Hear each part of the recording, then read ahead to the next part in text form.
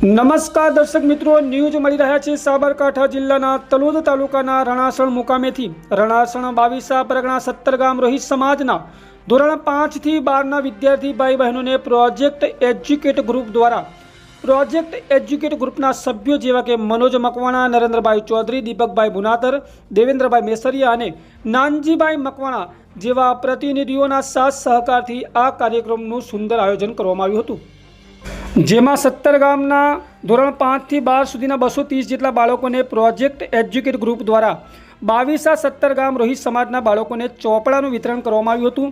સમાજના વડીલ બંધુ, માતા, બહેનો, ભાઈઓ અને બાળકો સર્વે સાથ સહકાર આપી કાર્યક્રમને ખૂબ જ સફળ બનાવવામાં ખૂબ મહેનત અને સાથ સહકાર આપી કાર્યક્રમને સફળ બનાવ્યો હતો। આ કાર્યક્રમ સમારંભના પ્રમુખ તરીકે ગાડી હાઈસ્કૂલ કાબોદરાના આચાર્ય શ્રી જગતસિંહ મકવાણા સમારંભના પ્રમુખ તરીકે વરણી કરવામાં આવી। કાર્યક્રમ ઉપસ્થિત રહી સમાજને સમાજના આજના જમાનામાં શિક્ષણની ખૂબ જ જરૂર છે એવું શિક્ષણ વિશે માર્ગદર્શન આપ્યું હતું।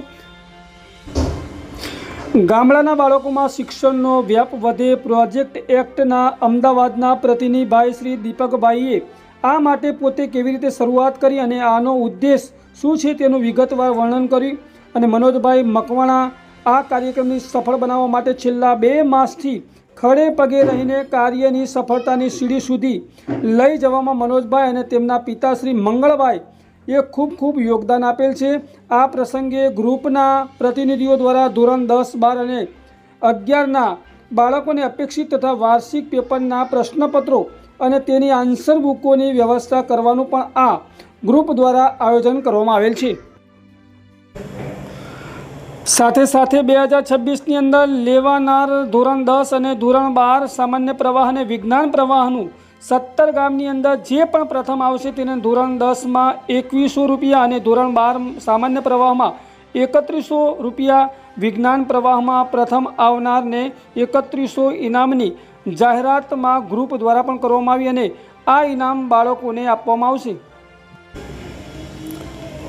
આ કાર્યક્રમનું સફળ સંચાલન અને એન્કરિંગ ભુનાતર દશરથભાઈ એસ હાથરોળવાળાએ કર્યું હતું। કાર્યક્રમને ખૂબ જ સુંદર બનાવવા માટે ભારે જહેમત ઉઠાવી હતી અને કાર્યક્રમને સફળ બનાવ્યો હતો।